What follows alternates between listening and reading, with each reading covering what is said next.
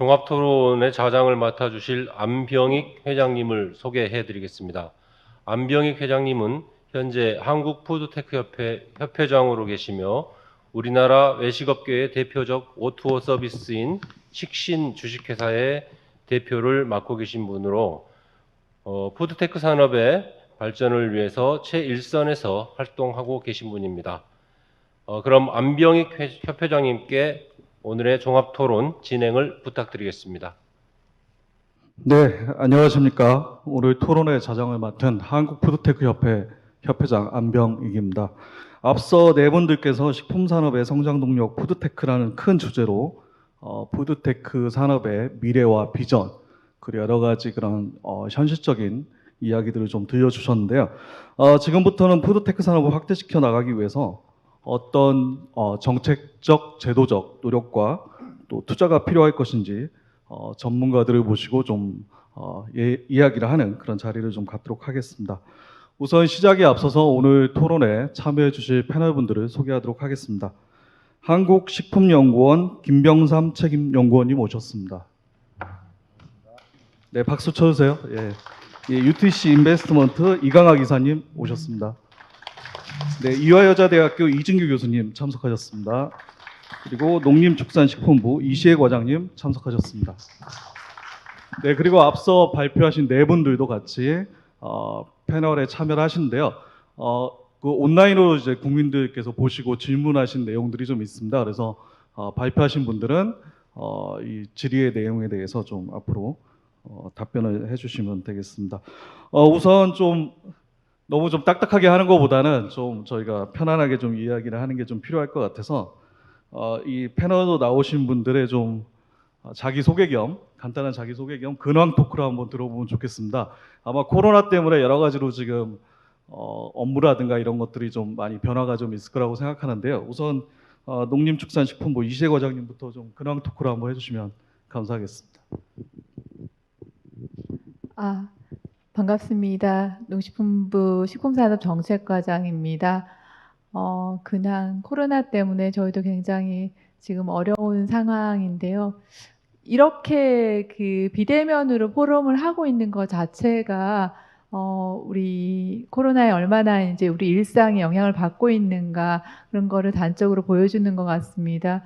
하루빨리 일상으로 돌아갈 수 있게 정부에서도 방역관리라던가 이런 것들을 굉장히 신경을 많이 쓰고 있습니다. 저희가 또 식품국에서 농식품부 그 코로나19 대응 총괄을 지금 맡고 있습니다. 그래서 더욱 노력해서 여러분들이 다음에는 이렇게 직접 만나서 얘기 나눌 수 있도록 그렇게 해보겠습니다. 감사합니다. 네, 이진규 교수님도 부탁드리겠습니다. 네, 이화여자대학교 식품공학과 이진규라고 합니다. 어떻게 보면 지금 코로나 때문에 가장 많은 변화를 겪고 있는 분야가 이제 교육 분야인 것 같습니다. 어떻게 보면 이제 비대면이나 또는 컨택트를 적게 하는 그런 언택트라는 그런 분위기가 사람들에게 이제 위축을 줬었고 충격을 줬었던 게 지금까지 상황들이었던 것 같습니다. 하지만 그로 인해서 새로운 산업에 대해서 사람들이 눈을 뜨게 되고 또 비대면이라는 거로 인해서 어떻게 보면 조금 더 자유롭게 그동안 어떻게 보면은 대인에 대한 그런 어려움이 있어서 의견을 못 펼쳤던 그런 경우에 사람들이 새롭게 의견을 이렇게 제시를 할 수 있고 또 더 자유롭게 새로운 것들을 펼쳐나갈 수 있는 그런 시장과 또 산업과 또 많은 그런 분야들이 다가오고 있는 것 같습니다. 이제 더 이상 좌절이 아니고 새롭게 이거를 기회로 삼아서 새로운 방향들을 함께 모색해 나갈 수 있으면 좋을 것 같다고 생각을 하고 오늘 이렇게 참여하게 됐습니다. 네, 감사합니다. 네, 이강학 이사님. 네, UTC 인베스트먼트에서 재직 중에 있는 이강학이라고 합니다. 저희 회사는 벤처 투자 또는 PE 투자 등을 진행하고 있는 투자 전문 회사고요. 지금 현재 농식품 모태펀드 2개 펀드를 운영 중에 있습니다. 그 외 다른 펀드들은 제외하고 일단 식품과 관련해서 그렇다는 얘기고요. 그 외에도 여러 가지 펀드들을 운영하면서 투자를 진행하고 있습니다. 저희 투자한 기업 중에 당장 푸드테크와 관련해서 많은 분들이 아실 만한 회사는 컬리 등이 있고요. 그래서 네. 비대면 관련된 ICT 전복된 융합된 서비스로 지금 많이 성장을 하고 있습니다만, 이게 맞는 방향으로 가고 있는 건지, 또 다른 푸드테크와 관련된 다른 투자처가 없는지, 이런 거에 대해서 저도 뭔가 영감을 얻고 싶어서 그런 목적으로 참여했고, 많은 좋은 말씀 들려주시면 감사할 것 같습니다. 또 다른 의견이 있으면 저도 열심히 제기하도록 노력하도록 하겠습니다. 감사합니다. 네, 한국식품연구원의 김병상입니다. 사실 제가 이제 2010년도에 푸드테크의 이제 원조라 할 수도 있는데 유푸드 시스템이라는 연구를 시작했어요. 그때 이제 식품과 ICT의 융합.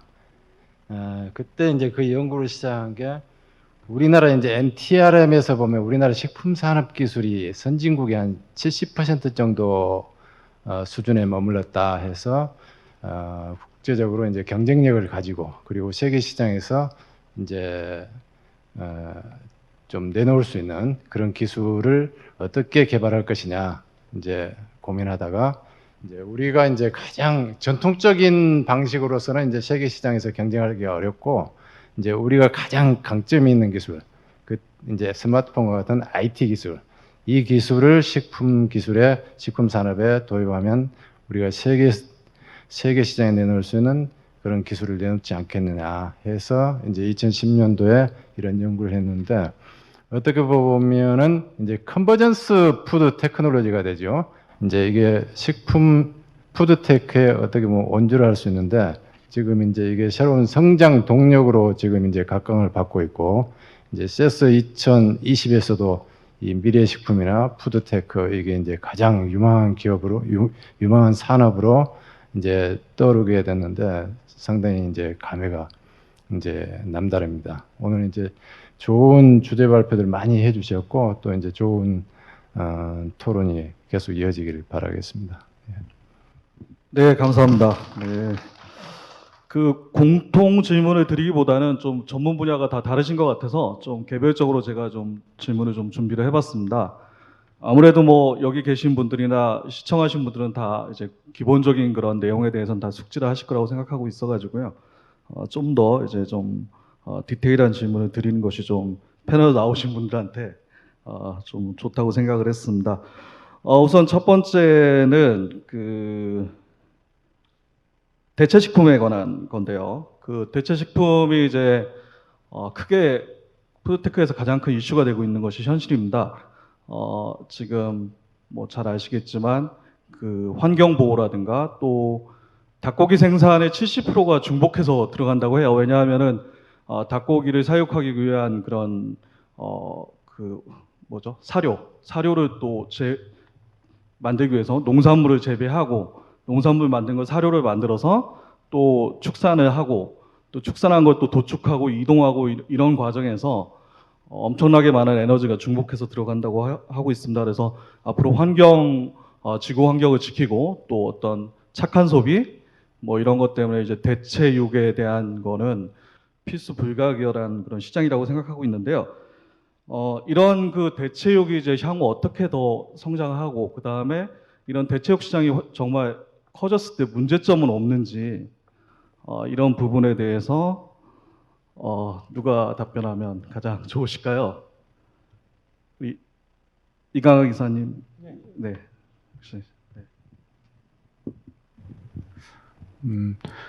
글로벌하게 대체육 관련해 가지고는 많은 투자가 이루어지고 있는 것 같습니다. 국내에서도 그런 스타트업들이 많이 생기고 있고 일부 투자 기업들이 그런 기업들에 많이 투자를 하고 아직 금액적으로 많지는 않습니다만 많은 관심을 가지고 있는 그런 상황입니다. 근데 일단 소비자 입장에서 좀 접근할 필요가 있다고 보는데요. 지구 환경을 그렇게 많이 생각을 해야 된다고 하면 전기차가 옛날부터 쭉 발전해 왔어야 됐겠지만 전기차가 실제로 휘발유차를 대체하는 데는 많은 시간이 걸리고 있지 않습니까? 여러 가지 기술 발전들이 필요한 거고요. 그것들이 뒷받침돼야 되고 무엇보다도 소비자 관점에서 전기차가 굉장히 메리트가 있어야 된다고 생각을 합니다. 결국은 지금 테슬라라는 모델 X 뭐 이런 것들이 계속 나와주고 사람들이 이 차를 타면 뭔가 자기의 가치를 올려줄 수 있다라고 판단을 해야만 타는 거거든요. 그런 것처럼 대체육도 기존 육을 대체를 하기 위해서는 기존 식품이 주지 않는 다른 플러스 요인들을 줄 수 있어야만 소비자들이 그걸 사서 먹을 수 있다라고 생각을 합니다. 예를 들면 그 먼 옛날에 저희가 김치를 지금 굉장히 오랫동안 먹어왔냐? 사실 고추가 그 대한민국에 도입된 시점을 보면 조선시대부터였었으니까 한국 사람들은 매운 음식을 좋아한다라는 게 어떤 시점으로 보면 그렇게 오래된 건 아니거든요. 그러니까 이게 하지만 그런 것들이 새로운 식품들이 들어오면서 새로운 식품들이 개발이 됐던 것처럼 기존의 제품을 대체육이 완전히 대체해서 가겠다라는 개념보다는 지금 이렇게 새로 개발되는 육가공품들이나 그런 가공품들이 기존 그 제품들과는 다른 방향으로 소비자에게 소구점을 줄 수 있고 또 개발이 돼야 된다고 저는 그렇게 생각을 합니다. 그리고 그런 것들을 좀 소비자한테 많이 어필할 수 있는 마케팅 포인트나 이런 것들이 있어야 된다고 보고 있고요. 그래서 그것도 물론 기술 개발이 뒷받침돼야 되는 건 당연하고요. 그래서 종합적인 발전이 좀 필요해서 아직은 글로벌 시장이나 국내 시장이나 다 초보라고 저는 생각을 하고 있습니다. 그래서 VC들은 항상 관심 있게 보고 있고 또 조금씩 투자를 하면서 어느 한순간에 그런 포인트들이 나오기만 한다고 하면 많은 투자들이 이루어질 그런 분야가 아닌가 그렇게 생각하고 있습니다. 네. 네, 감사합니다.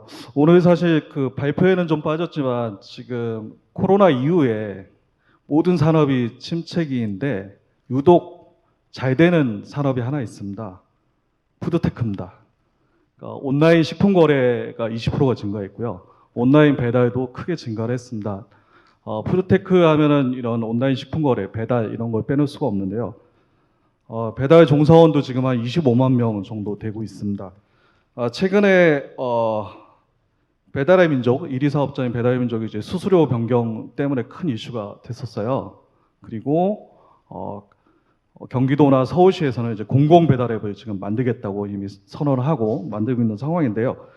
이런 공공 배달 앱이 과연 시장에 이런 필요한 것인지, 아니면 선순환의 역할을 해줄 것인지, 또 문제가 없는지 이런 부분에 대해서 좀 한번 짚어볼 필요가 있을 것 같습니다. 이진규 교수님 혹시 관련해서 답변을 좀 해주시면 좋겠습니다.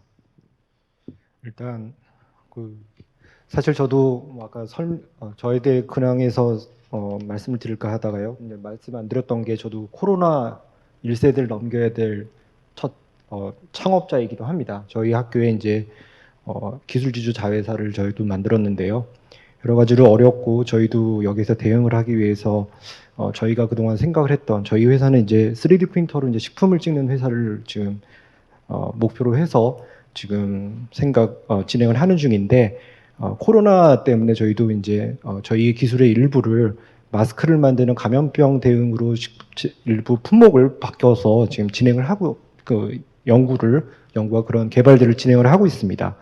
그와 맞춰서 이제 아까 말씀하셨던 것처럼 푸드테크가 이 어려운 시대에 새롭게 주목을 받고 있고 또 거기에서 많은 역할을 하고 있는 것이 여러 가지 배달 서비스들이 그런 많은 중요한 견인차 역할을 하고 있다는 부분에 대해서 저도 이제 동감을 하고 있고 그와 더불어 이제 많은 그런 침체 상황에서도 사람들이 건강에 대한 이슈를 많이 생각을 하고 있어서 면역 강화가 돼야 될 그런 식품에 대한 요구도 역시 마찬가지로 많이 늘어나고 있어서 그동안 어떻게 보면 식품이 갖고 있던 특징이 굉장히 큰 규모를 갖고 있지만 어떤 큰 라이즈가 보이지는 않으나 절대 망하지 않는 그런 식품 산업의 그런 특징들을 많이 언급들을 하고 계시는 것 같습니다. 특히나 그 식품들을 소비자들에게 어떻게 제공할 것인지에 대해서 많은 고민들이 있었던 것 같고 그것들을 어떤 물리적이고 또 많은 IT나 여러 가지 기술적인 그런 백그라운드를 통해서 소비자들에게 어떻게 전달할 것인가, 더군다나 이런 어렵고 재난 같은 환경에서 어떻게 그것을 줄 것인지에 대해서 아마 고민을 미리 하시지는 않았겠지만 거기에 대해서 아마 예상을 해서 등장을 하게 된 게 아마 이런 배달 서비스라고 생각을 하고 있습니다. 그런 이제 플랫폼 비즈니스나 또는 풀필먼트 서비스 같은 것들에 대해서 많은 분들이 주목을 하고 계십니다. 그래서 그것들이 배달이 돼야 되고 또 포장이라는 게 굉장히 중요하게 될 것 같고요. 또 그것들을 가공하는 방법에 대해서도 많이 고민을 해야 될 것이고 그것을 또 어떻게 또 개인화를 하고 어떻게 사람들에게 그런 건강에 대한 그 컨텐츠를 주고 궁극적으로는 또 환경에도 지속 가능할 수 있는 그런 생산 체계를 구축할 것인가 그 부분에 있어서 푸드테크에 특히 최근까지 많이 있었던 그런 배달 서비스가 해준 역할은 굉장히 주목할 만하고 저는 생각을 하고 있습니다. 여기에 대해서 이제 사실 이제 첫 번째 1세대였던 회사가 이제 조금 한국 내의 그런 규제 시스템과도 약간 엮여서 생각을 본다고 한다면 그 부분 때문에 조금 다른 길을 택하긴 했었지만 아까 말씀하셨던 것처럼 그 서비스가 줄 수 있는 또는 푸드테크를 더 일으킬 수 있는 그런 굉장히 중요한 원동력이 되고 있어서 민간이나 또는 정부에서 투자가 많이 필요하다고 저는 생각을 하고 있고 그에 있어서 많은 식품 산업들이 또 식품의 어떤 코어가 될 수 있는 산업들이 같이 융합이 돼야 될 시기가 이제 다가온 게 아닌가 그런 의견을 드리고 싶습니다. 네. 제가 질문하신 거에 대해서는 좀 답변을 좀 충분히 안 해주셨는데, 네, 알겠습니다. 우선, 네, 좀 필요한 질문을 먼저 드려봤고요. 앞서 이제 그 네 분이 발표를 하셨는데, 발표하신 거에 대해서 좀 오늘 패널로 나오신 분들의 그런 의견이 좀 있으실 것 같습니다. 그래서 우선 농림축산식품부의 이시혜 과장님부터 앞서 발표하신 네 분의 그런 발표 내용에 대해서 좀 토론하고 싶으시거나 하시고 싶은 의견이 있으시면 좀 부탁을 드리겠습니다. 네, 오늘 발표해 주신 분들이 굉장히 그 푸드테크 자체가 식품 산업에서 굉장히 중요한 이슈입니다. 그러다 보니까 기능성 표시제 관련되는 거 그리고 대체 식품 이런 모든 것들이 그리고 메디푸드 관련되는 것들이 굉장히 앞으로 우리가 발전시켜 나가야 되는 산업 분야이고 제도도 정비를 해 나가야 되는 분야인 것 같습니다. 그 박미성 박사님이 전반적으로 말씀을 해주시면서 정부의 역할로 이제 연구개발에 대한 투자 확대가 필요하다라는 말씀을 하셨어요. 저희도 식품 R&D를 사업을 가지고 있고 최근에 좀 식품 R&D 규모가 좀 줄어들었던 경향이 있었는데 내년에는 좀 예산을 더 많이 확보해서 새롭게 성장하고 있는 또는 국민들의 생활에 영향력이 큰 산업에 영향력이 큰 분야에 대해서 좀 집중적으로 정부가 투자할 수 있도록 그렇게 할 예정입니다. 그리고 지금 기능성 표시제 관련해서 광노성 교수님께서 아쉬운 부분과 그럼에도 불구하고 성과라고 할 수 있는 부분들을 굉장히 잘 짚어주셨던 것 같아요. 아직 그 기능성 표시제에 대해 고시에 대해서 그러니까 정부 확정되지는 않았고 TF 논의를 통해서 조금 더 보완을 해가야 하는 지금 작업이 남아 있습니다. 특히나 이제 오인 방지 규정이라던가 몇 가지 쟁점에 대해서는 농식품부는 다른 이해관계가 복잡하다라는 거는 아마 알고 계실 거예요. 그렇지만 식품업체의 의견이 최대한 반영될 수 있도록 식품업체 입장에서 저희 농식품부도 의견을 제시하고 있다라는 말씀을 드립니다. 그리고 대체식품 관련해서는 굉장히 그 푸드테크 하면은 대표적으로 떠오르고 그러니까는 제기되는 분야가 대체식품인 것 같습니다. 그만큼 시장 잠재력이 크다라고 지금 인식이 되고 있고요. 실제로 해외에서는 그런 조짐들이 이미 보이고 있고 국내에서도 비건 인구가 는다던가 이런 새로운 식품에 대한 소비가 늘어나고 있다라던가 그런 것들 통해서 이제 충분히 그러니까 시장 잠재력은 보여지고 있는 분야인 것 같습니다. 앞서 말씀드렸던 것처럼 정부가 R&D 부분에 대해서 대체식품에 대한 R&D도 확충을 해나가면서 그런 그 업체에서 애로가 있는 부분을 좀 해소할 수 있는데 최대한 노력을 하겠습니다. 참고로 연초에 저희가 대체식품 R&D 관련된 세액공제를 신설을 했습니다. 연구하시는데 좀 도움이 됐으면 하는 바람이고요. 그리고 메디푸드 관련되는 분야도 마찬가지로 그러니까 고령 인구 증가라던가 이제 건강 수명에 대한 관심이 늘고 있기 때문에 이 분야도 굉장히 우리가 적극적으로 육성을 해가야 되는 분야임에 틀림이 없습니다. 그래서 아직 이제 제도적으로 조금 미비한 부분들은 지속적으로 보완을 해나가고 R&D에 대한 투자도 좀 늘려갈 생각입니다. 이 정도로 말씀을 드리겠습니다. 네, 좋은 말씀 감사합니다. 네, 한국식품연구원의 김병삼 책임연구원님, 앞서 발표하신 네 분을 토대로 해서 식품에 대한 그런 안전 또 이런 헬스케어 건강에 대한 거 이런 것들이 상당히 중요할 것 같아요. 특히 아까 계속 나오지만 이런 당뇨병이나 이런 현대 질환은 대부분 음식하고 밀접한 관련이 있고 그에 따라 이제 메디푸드라든가 기능성 식품 또 이런 것들이 아주 중요할 것 같고요. 또 식품의 유통, 온라인 유통이 많아지면서 이제 안전 관리도 굉장히 중요할 것 같은데 종합적으로 해서 앞서 발표하신 네 분 내용과 포함해서 좀 의견을 주시면 좋겠습니다. 예. 앞에서 이제 주제 발표하신 분들이 이제 전반적으로 이제 커버도 많이 해주시고 그리고 대체식품이라든지 푸드케어 앞으로 이제 성장 가능성이 큰 분야들 이렇게 설명 잘 해주셨어요. 저는 이제 한 세 가지 측면에서 이제 좀 말씀을 드리겠습니다. 일단 푸드테크가 어떻게 발전을 해야 될 것인가. 저는 좀 외국 사례에서 벤치마킹을 좀 할 필요가 있다고 봐요. 이제 우리 환경 여건을, 우리 산업 환경 여건을 보면은 이제 원재료가 좀 부족한 여건이잖아요. 원재료가 부족하기 때문에 외국에서 원재료 수입해서 부가가치를 창출해 가지고 이제 외국에 수출할 수 있는 이제 그런 산업이 필요한데 대표적인 예를 들자면 원재료가 자기 나라에서 한 톨도 생산이 되지 않으면서 세계 최고의 시장을 점유하고 있는 게 이제 이탈리아.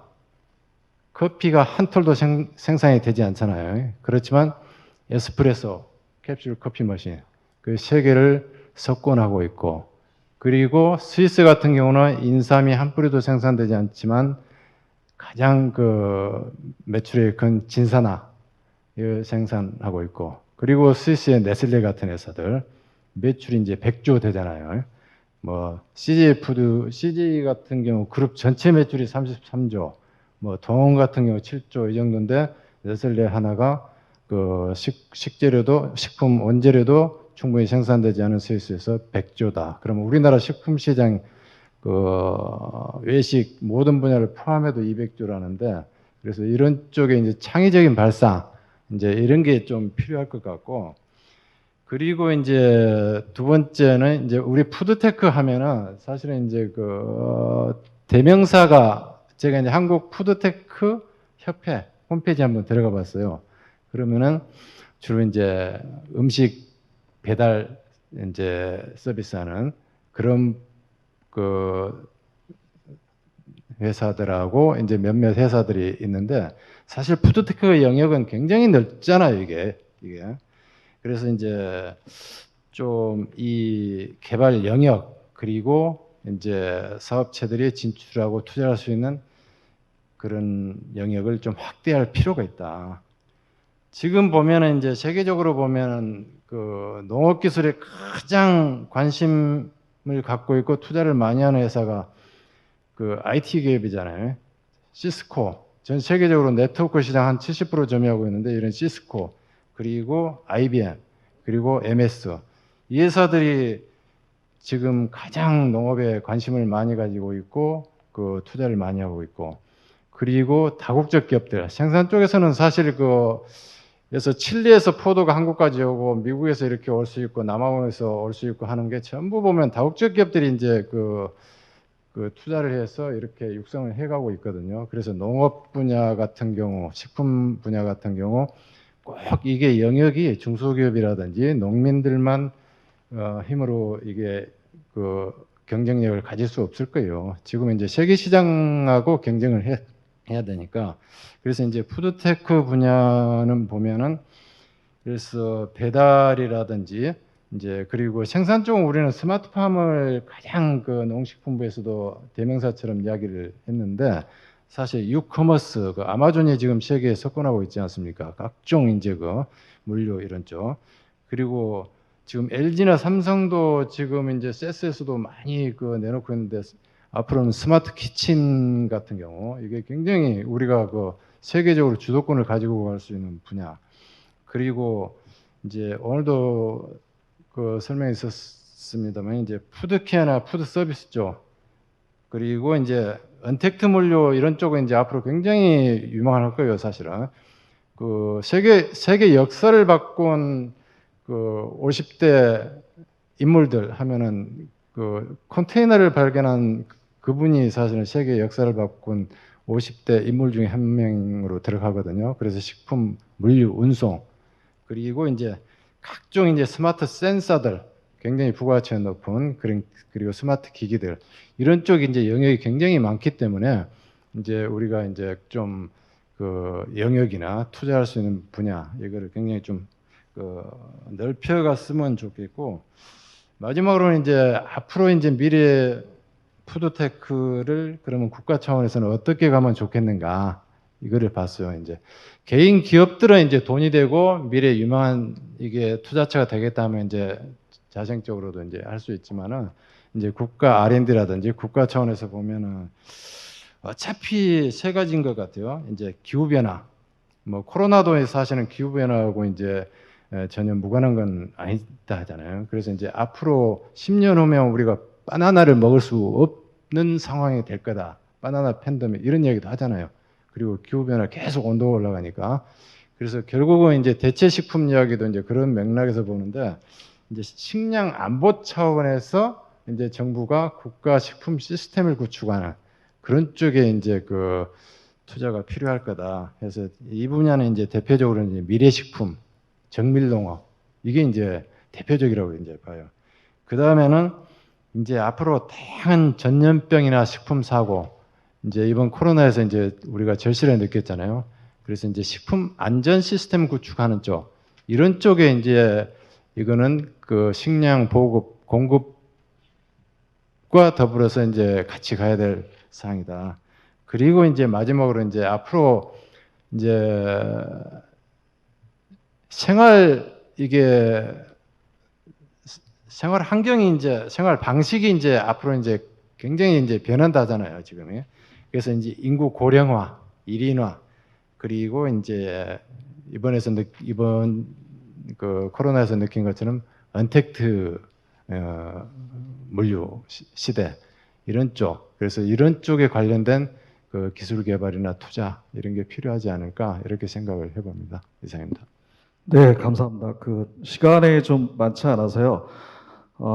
우선 좀 그 온라인에서 질문하신 내용들이 있습니다. 발표자분들한테. 그래서 그 좀 먼저 질문을 드릴 텐데 좀 간단하게만 좀 답변을 해주시면 좋을 것 같습니다. 우선 농촌경제연구원 박미성 연구위원님한테 푸드테크 관련해서 중소기업들은 아직 영세성이 좀 있고 또 향후 이제 미래 성장 전략에 대한 실질적인 대안이 좀 필요하다. 그래서 제품 혁신, 포장 기술 등등에서 물류 혁신이나 이런 기술 혁신 등이 좀 필요한데 관련해서 좀 질의를 하셨습니다. 전략원과 연구소장인 강용수 소장님께서 질의하셨습니다. 간단하게 좀 답변해 주시면 감사하겠습니다. 네, 그 식품 산업 내 중소기업의 향후 미래 성장 전략 방안 실질적인 대안을 말씀하셨는데요. 사실 매우 어려운 질문 중에 하나인 것 같습니다. 말씀드린 것처럼 제가 발표 중에 식품 산업 중에서 작은 기업이죠. 10인 이하의 기업의 비중이 약 91%에 해당되는 만큼 굉장히 영세성이 강한데 이 이제 질문을 제가 들으면서 생각한 게 우연히 떠오르는 게 지금 2018년도에 제가 중소식품 업체의 안정적 성장을 위한 정책과제라는 저희 연구원의 기본과제로 한 적이 있습니다. 그래서 그때 조사를 해봤을 때 중소식품 업체를 대상으로 조사를 해봤을 때 가장 애로사항이라고 말씀하시고 이런 게 개선됐으면 좋겠다고 하시는 말씀들이 마케팅 능력 개선 그리고 생산 능력 확충 이런 부분들을 가장 중요한 수단으로 삼고 이걸 통해서 매출을 증대를 하고자 하시는 분들이 많았습니다. 그만큼 영세한 업체 입장에서는 마케팅 능력에 있어서 애로사항이 많은 것 같은데요. 제가 대안이라고 좀 말씀드리기는 뭐하지만 그래도 저희 연구에 했던 약간 결론에 해당되는 부분인데 결국에는 협력과 협업이 중요하다라는 말씀을 우선 드리고 싶습니다. 저희 조사에 의해도 이 마케팅 능력이 사실 이미 유통업체 대기업을 중심으로 유통업 경로가 다 확충되어 있고 근데 이 경로 안에 본인이 들어가기에 좀 애로사항이 있으니까 하시는 말씀들이 대부분인데요. 저희 사례에서도 보면은 이제 그 사실은 이제 중소 업체들끼리 모여서 공동 마케팅을 하시고 그다음에 기술 개발이나 융합 형태로 만드셔서 원료의 원가도 되게 절감시키기도 하고 또 그 물류 기반 시설도 같이 함께 이용하면서 그 경영비 부분도 절감했던 부분들이 있었습니다. 뭐 예를 들어서 그 두부 제조 업체들이 모여서 했던 협동조합 같은 경우였는데요. 이렇게 조금 협력과 협업을 같이 하는 방식을 우선 제안하고 싶고요.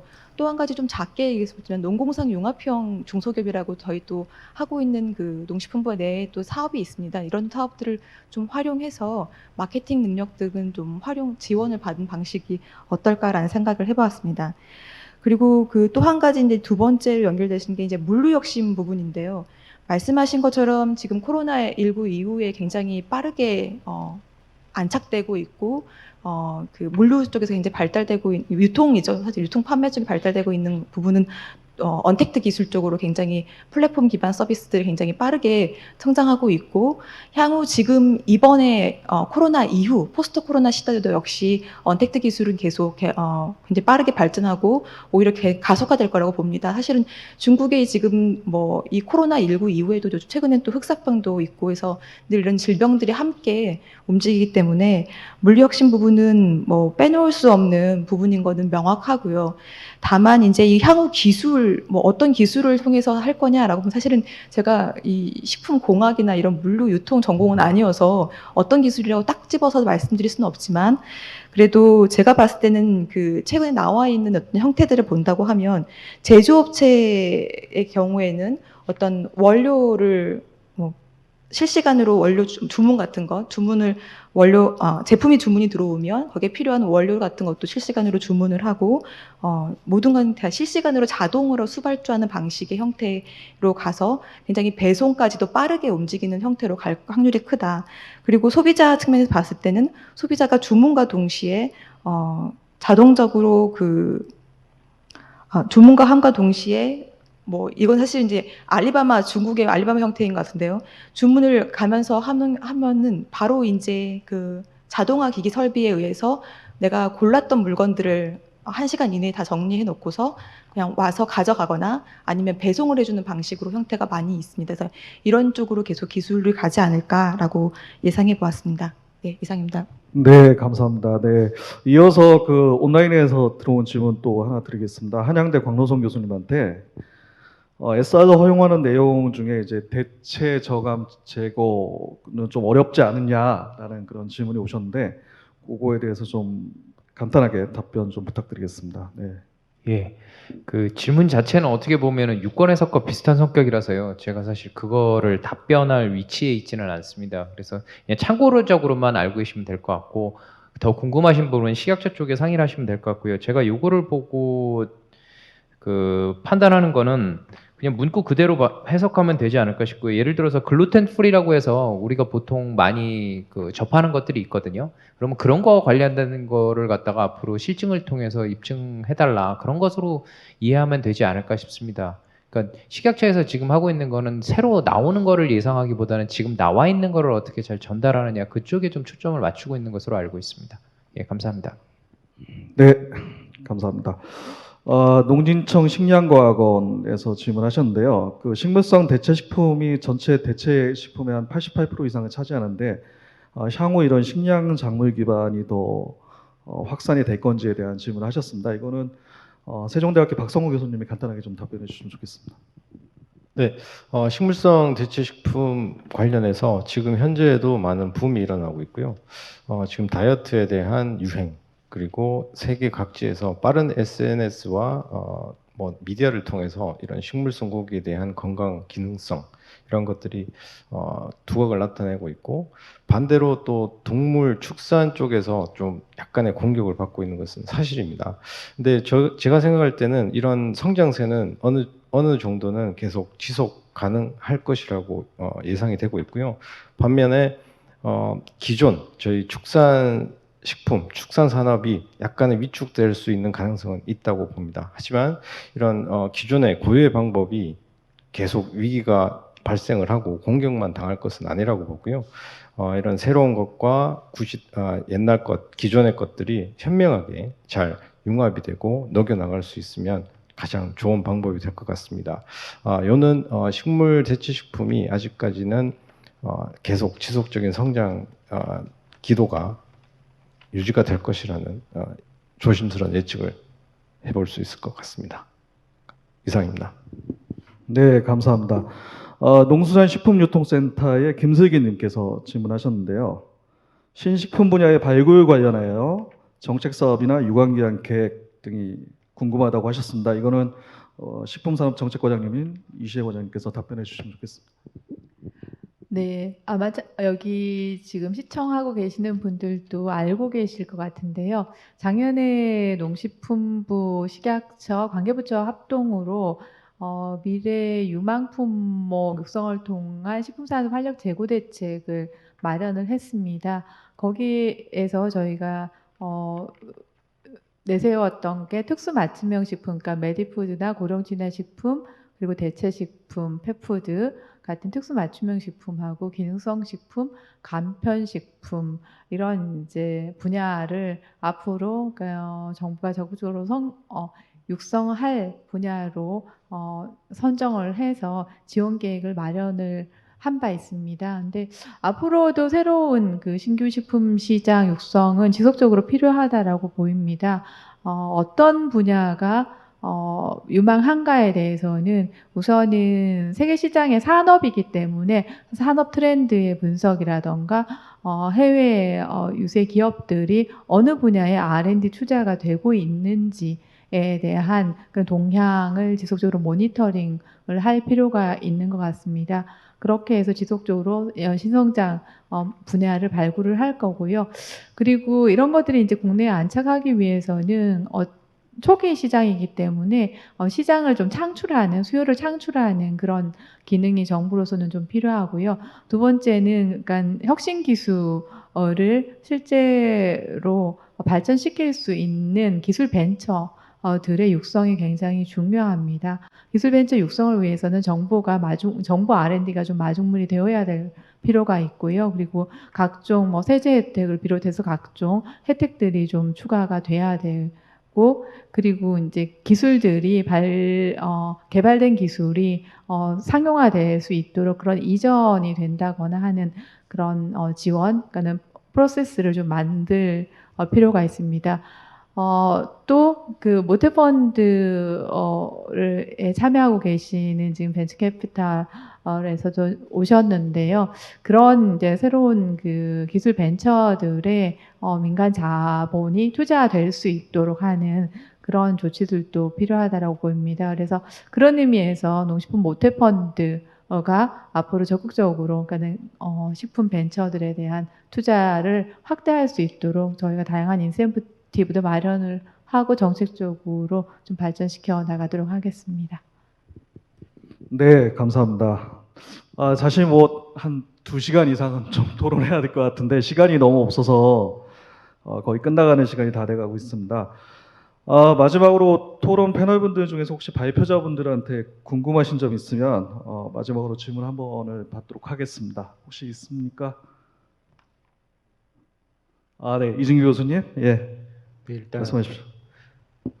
그 닥터키친에 이제 궁금한 점이 있습니다. 일단 이제 그 메디푸드 분야에 대해서 이제 아까 많은 진행된 사항에 대해서 많이 공유를 해주셨었고 거기에 대해서도 이제 많이 말씀을 해주셨었는데 이제 저희가 궁금한 건 그겁니다. 이제 약하고 식품하고의 경계가 어떻게 되는 것인가. 어떻게 보면 이제 약이라는 거는 굉장히 에큐트하게, 그러니까 바로 어떤 상황이 닥쳤을 때 그걸 해결할 수 있는 게 보통 약이 갖고 있는 그런 기능성이라고 얘기를 하고 있고, 식품 같은 경우에는 그것을 먹고 있는 굉장히 긴 기간 동안 그것을 섭취를 하면서 어떻게 보면 원래 물려받았던 그런 건강을 유지를 한다거나 또는 그것을 서서히 변화를 시킬 수 있는 그런 분야라고 생각을 하고 있는데, 지금 이제 닥터 키친에서 추구하시는 그런 방향에 그런 아까 말씀해 주시긴 하셨지만요, 그런 긴 기간 동안 그런 그 효과를 볼 수 있는 또는 그런 기능을 보여줄 수 있는 그런 식품을 디자인을 하기 위해서